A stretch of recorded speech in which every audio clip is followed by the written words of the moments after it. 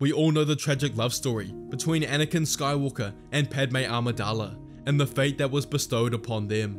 But what if this wasn't the case, and the love story that determined the fate of the galaxy was between Obi Wan Kenobi and Padme Amidala? Let's begin this during the Phantom Menace.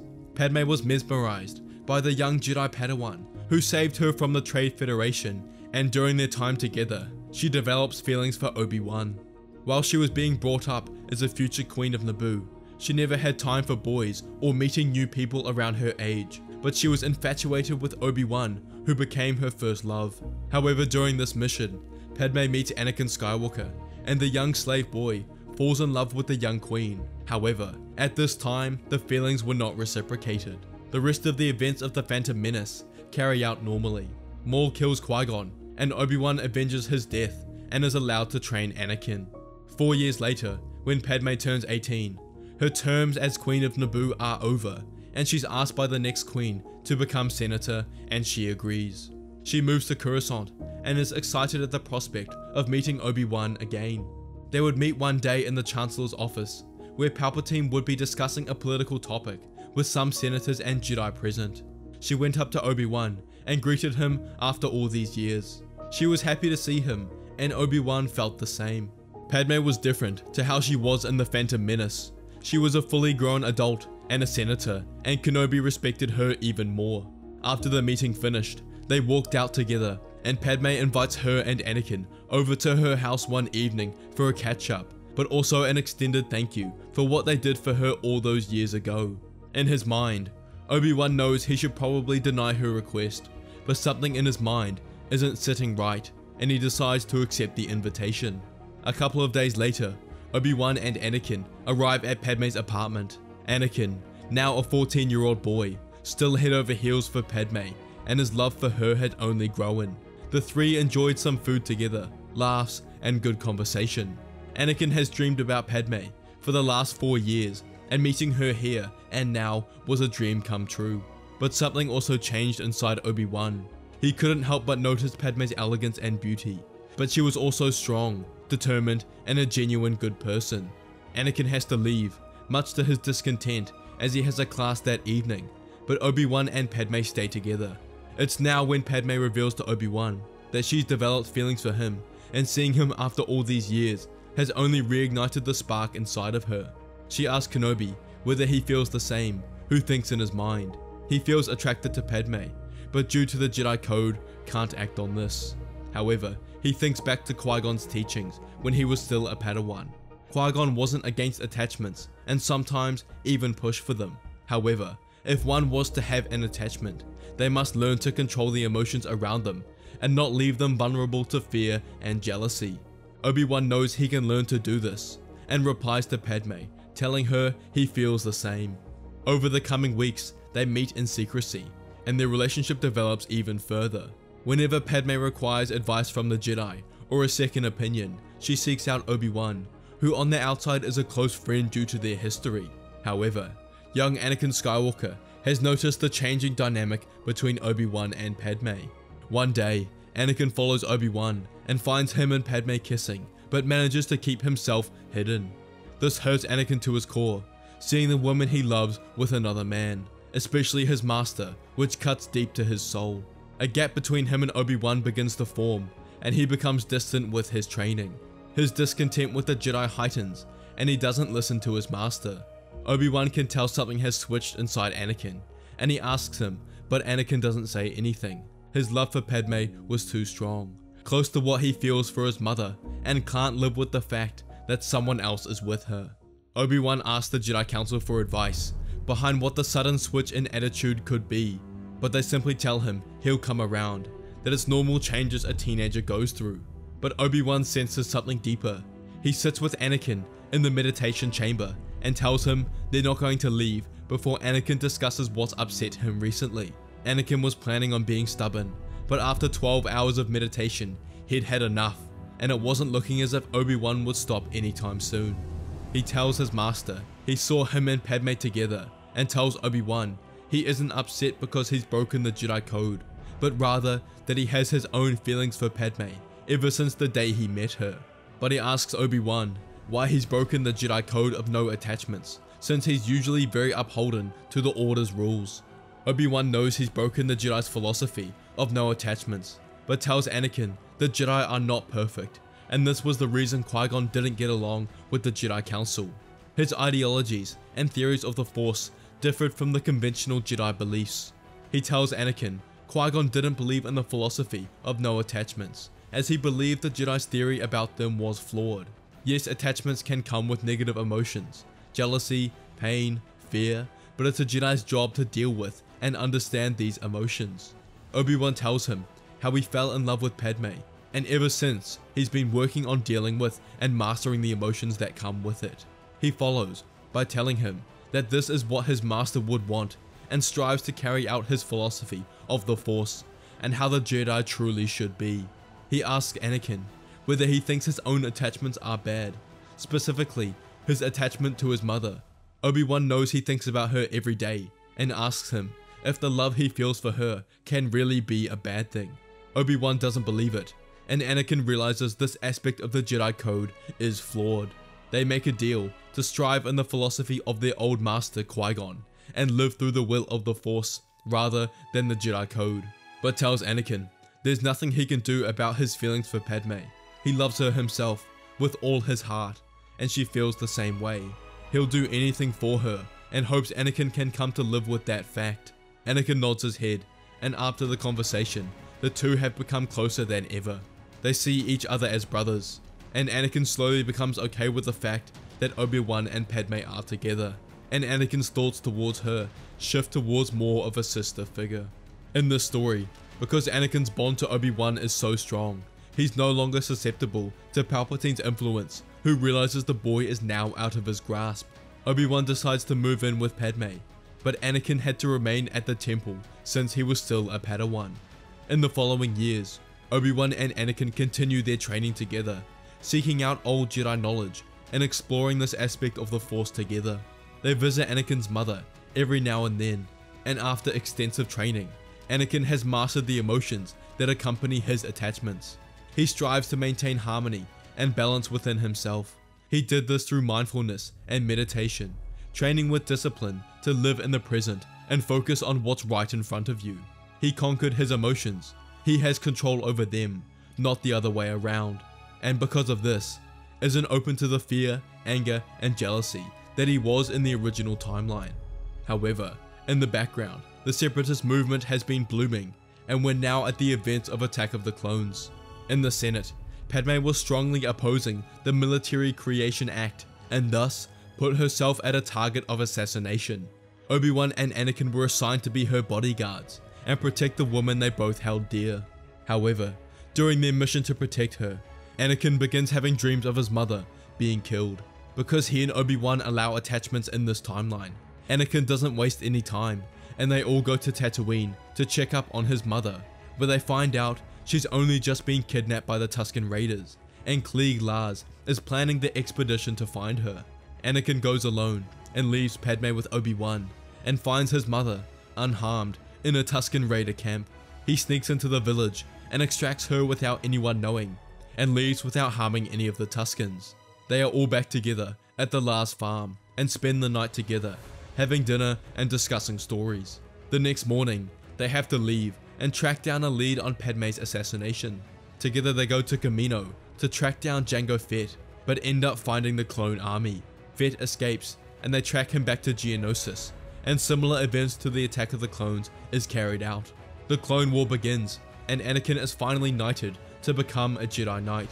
He decides to move in with Obi-Wan and Padme, and his level of power has far exceeded what he had by this time in the original story. Following the will of the Force proved correct, and his connection and bond with the Force proves this. He's widely known around the Order as the Chosen One, and everyone can sense his unique strength in the Force. Obi-Wan is appointed a seat on the Jedi Council after his successful training of the Chosen One. Anakin and Obi-Wan gear up for the coming war, but just over a year in, they've become disillusioned with the Jedi Council and the way they're handling the war. They attempted many times to convince the Council to fight the war by serving the people rather than blindly serving the Senate that fails to serve the Republic it represents. After months of this, Obi-Wan and Anakin come to the conclusion that it's the Jedi's ignorance that has led to the war. Their own dogmatic and arrogant ways and blind obedience to the Senate has allowed corruption to brew in the Senate and galaxy, leading to the war. The only thing keeping them in the order is their obligation to protect the people of the Republic, not the Republic itself. Padme also shares these views and believes they might be fighting for the wrong side, but Obi-Wan assures them both that even though the Jedi are at fault, the mysterious Darth Sidious is the one behind all of this, whose identity is unknown, and the one Anakin is destined to kill. Through Anakin's experience in the war, his dueling skills were off the charts by this time, and is considered one of the Order's best. Palpatine's plan has changed. He still needs two things: to create a power vacuum to allow for the opportunity to become Emperor, but also to convince the galaxy that the Jedi are traitors and the cause of the war. And it's all going smoothly. The war has turned the people of the galaxy against the Jedi, and they're beginning to see them as the enemies of peace rather than the Guardians. But there is still an unknown, the chosen one Anakin, whose exponential growth in power could not have been foreseen, and Palpatine believes he's strong enough to beat him. Anakin and Obi-Wan decide to stop treating the symptom and cease fighting in battles, but rather looking for the cause of the war, Sidious. Together they venture to Kuruban, the birthplace of the Sith, for answers, as there's no doubt Sidious has come here in the past. They explore the ruins and stumble across the tomb of Bane, the creator of the Rule of Two, and are taunted by his ghost, who laughs at the Jedi, how the rule he put in place is going to culminate in the death of all the Jedi, and he's foreseen it himself. Next they travel to Tython, the birthplace of the Jedi, and find the first ever Jedi temple. They feel at home here, and a deeper connection to the Force they felt elsewhere. But as they travel around, they're confronted by the Force spirits of the Jedi of old, who tell Obi-Wan and Anakin that they are the only hope for the Jedi Order. The current Order isn't what it once was, blindly following the Senate rather than the citizens of the Republic. An institution of power for 1,000 years is bound to become corrupt at some point, and they're the only hope to restore it to what it once was. The ghosts read out the Chosen One prophecy to them. Only through the sacrifice of many Jedi can the Order cleanse the sin done to the Nameless. The prophecy is something they've heard time and time again, but together come to a new conclusion. They realize a Jedi purge is imminent. A cleanse of the Jedi is needed to change the Order's ways, so that the Order can begin to serve the people of the Republic, the so-called Nameless. Instead of working to stop the purge, they must let it happen, as this in essence would restore balance back to the Force, and from the ashes, they can grow a new Order which strives for this balance. They have to be selfish, to let their brothers and sisters perish for the greater good. In the coming conflict, the dark side will be victorious and tip the balance, but after that, it's their duty to bring balance to the Force. They leave back to Coruscant and stop their search for the identity of Sidious, as they know the Force will reveal it when necessary. Obi-Wan and Padme share a lot of quality time together, as Kenobi knows the end of the war is near, but is unsure how this conclusion will be reached. It is now when Kenobi gets on one knee and asks Padme to marry him, and she says yes. They plan to have the wedding after the war and begin the rest of their lives together. The Battle of Coruscant begins, with Grievous's fleet invading the capital, and they know the war is near. Anakin and Obi-Wan go to fight in the battle and defeat Count Dooku, but General Grievous manages to escape. They return to the planet and decide to begin their final countermeasures against Sidious. They travel back to their home, and Obi-Wan greets Padme after a long time apart, but Anakin and Obi-Wan quickly enter a deep meditation over the following days and ignore any calls from the Council, and use the meditation to sense the shifting tide of the Force and when they should make their move. In their meditation, they see Yoda is pulled off-world to Kashyyyk, and Kit Fisto is sent to hunt General Grievous on Utapau and successfully kills him. With this, the war is over, but seemingly tensions are at their peak. There are only 4 council members on Coruscant: Windu, Shaak Ti, Agen Kolar, and Saisi Tin. Unlikely enough for Darth Sidious, who's been planning this attack for decades. Windu, along with the other 4 council members, approach Palpatine to take control of the Senate following the end of the war, but Palpatine swiftly kills them and stages a Jedi plot to take over and executes Order 66. Obi-Wan and Anakin feel another dark side presence arrive on Coruscant, as Kenobi's rival, Darth Maul, has arrived on the planet, after rejoining Palpatine, following promises of power and a place by his side if the Dathomirian Sith purges the Jedi Temple. Anakin and Obi-Wan can't help but feel sadness through the Force, feeling their brothers and sisters die, but know it's for the greater good of the galaxy. They feel Yoda come back to Coruscant and confront Palpatine. However, now he has Maul by his side. The Grand Master puts in one last stand against the Sith, but he's ultimately struck down and can't take on the two at once. Obi-Wan and Anakin know it's their time. After Yoda's death, Palpatine thinks his victory is assured and has lowered his guard. But together they walk in, and Palpatine quivers in horror. He's exhausted himself over the past 24 hours and knows he isn't at his peak. The Jedi skip the chit-chat and head straight for the two Sith. Obi-Wan fights Maul and Anakin fights Palpatine. Kenobi makes quick work of Maul, and Anakin and Palpatine fight at an intense capacity. Anakin maintaining his balance in the Force the entire time, and utilizes his deep connection to the Force in this duel of fates. But he emerges victorious as he strikes down Palpatine and ends his reign as Emperor before it begins.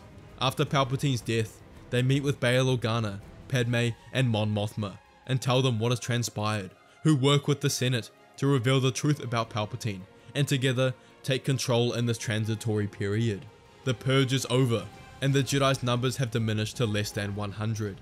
Obi-Wan and Anakin will live with this burden, but they know it was for the greater good. As Obi-Wan was the last surviving member of the Jedi Council, he takes over the Order as Grand Master, and together, he and Anakin begin changing the Jedi's philosophy, implementing all they learned from the Jedi of old and their old master Qui-Gon, and shift the Jedi's philosophy to follow the will of the Force. At the beginning, it was hard to convince the survivors of the Purge, but after explaining how the Jedi's dogmatic and arrogant ways led to the Purge, they were convinced to change their ways. The war is finished, the only thing left to do is rebuild, and the Jedi will facilitate this, now serving the people of the Republic rather than the Senate. This is supported by the new Chancellor Mon Mothma, and together they help the galaxy flourish. The teachings of the Order change, attachments are allowed, but what is taught as first principle is the ability to conquer one's emotions and have control over them, not the other way around. Padme and Obi-Wan get married and are expecting their first child, and together begin to live their happy ever after. On the other side, Anakin is happy he's completed his role as the Chosen One, and all's turned out well for the galaxy, but he can't help but feel a sense of loneliness, and thinks it might be time to search for his own lifelong partner. If you enjoyed this video, you have to watch What If Anakin Fell in Love with Shaak Ti or Aayla Secura. If you want to know about video ideas and see thumbnails before anyone else, and have priority to replies in the comments, become a member of the channel for only $1 a month. Continue to leave your thoughts in the comments, leave a like, and subscribe.